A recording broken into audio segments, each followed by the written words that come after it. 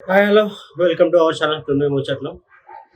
ఈరోజు అయితే మేము చిరంజీవి మూవీ లేటెస్ట్ అప్డేట్ తీసుకొని మీ ముందరికి వచ్చాను.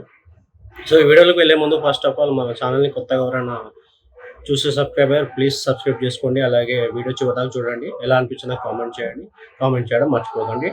ఓకే, ఇక వీడియోలోకి వెళ్తే మన చిరంజీవి 150 సినిమా 'ఖైదీ' తర్వాత ఒక మంచి ఫ్లోలో వెళ్తున్నాడు. ఒక మంచి కంటెంట్‌తో 'గాడ్ ఫాదర్' లాంటి అండ్ అలాగే 'వాల్తేరు వీర' ఇలాంటి మూవీస్ చేసుకుంటూ మన చిరంజీవి ఒక మంచి మూవీస్‌తో తీస్తూ ఉన్నాడు. ఇంకా తీస్తూనే ఉన్నాడు. సో అదే రేంజ్‌లో తీయాలని వాళ్ళ ఫ్యాన్స్ ఎంతో ఆశిస్తున్నారు కూడా.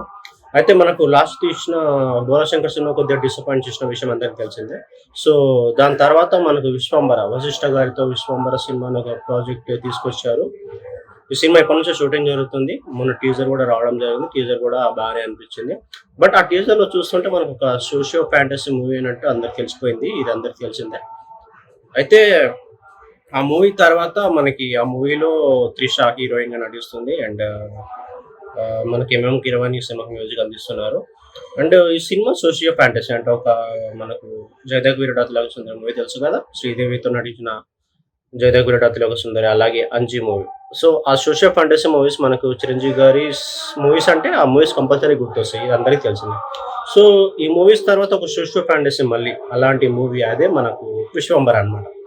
'విశ్వంబర' గురించి మనకు ఒక లేటెస్ట్‌గా డైరెక్టర్ అయిన వశిష్ఠ ఒక కొత్త అప్డేట్ ఇచ్చాడు. అంటే ఇది అప్డేట్ అంటే ఈ మూవీ లైన్ ఇలా ఉంటుంది. అంటే 'విశ్వంబర' మూవీ లైన్ ఇలా ఉంటుందన్నట్టు ఒక అప్డేట్ ఇచ్చాడు. అది ఈ మూవీ లైన్ వచ్చేసి మనకు ఏఎన్ఆర్ అక్కినేని నాగేశ్వరరావు గారు నటించిన 'కీలిగుర్రం' మూవీ నుంచి నాకు ఇన్‌స్పైర్ అన్నట్టు ఒక ఇంటర్వ్యూలో చెప్పడం జరిగింది.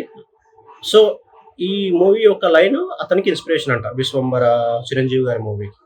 ఈ మూవీ అంటే ఒక సోషియో ఫ్యాంటసీ జానర్‌లో ఉంటుందని చెప్పేసాడు.